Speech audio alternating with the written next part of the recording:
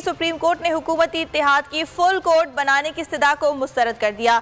Chief justice Umar Ata Bandial ने remarks दिए, फैसला कानून के मुताबिक दिया है। ज्यादा वोट लेने वाला बाहर और कम वोट लेने वाला वजीर आला है। हमजा शहबाज को वजीर आला बरकरार रखने के लिए ठोस बुनियाद दरकार है। फुल कोर्ट पेचीदा मामलात में बनता है, ये मामला पेचीदा नहीं है।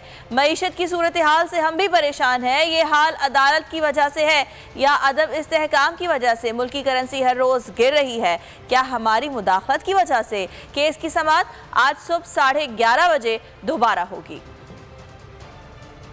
हुकूमत और इत्तेहादियों की दरखास्त मुस्तरद, फुल कोर्ट बेंच नहीं बनाया जा सकता। चीफ जस्टिस ने दो टोक अल्फाज में कह दिया। डिप्टी स्पीकर की रूलिंग के खिलाफ केस की समाअत, हुकूमत ने फुल कोर्ट बेंच बनाने की इस्तदा की तो सुप्रीम कोर्ट के 3 रुकनी बेंच ने मुख्तसर फैसला सुना दिया। अदालत में रूलिंग पर 23 बार सवाल पूछे गए। चीफ जस्टिस ने रिमार्क्स दिए। सवाल ये था कि डिप्टी स्पीकर की रूलिंग कानूनी है या नहीं। सवाल था कि पार्टी हेड पार्लिमानी पार्टी को हिदायत दे सकता है या नहीं। सदारती रेफरेंस में सुप्रीम कोर्ट फैसला सुना चुकी है। डिप्टी स्पीकर ने रूलिंग में पार्टी हेड के खत को बुनियाद बनाया। मुस्लिम लीग काफ और पीपल्स पार्टी ने डिप्टी स्पीकर की रूलिंग पर दलाइल दिए। पीपल्स पार्टी और दीगर फरीकैन के वकला ने दलाइल के लिए वक्त मांगा। अदालत फरीकैन को दलाइल मुकम्मल करने के लिए एक और मौका देती है। चीफ जस्टिस ने हुकूमत और इत्तेहादियों की दरखास्त मुस्तरद कर दी। केस की मज़ीद समाअत सुबह 11:30 बजे तक मुलतवी कर दी गई।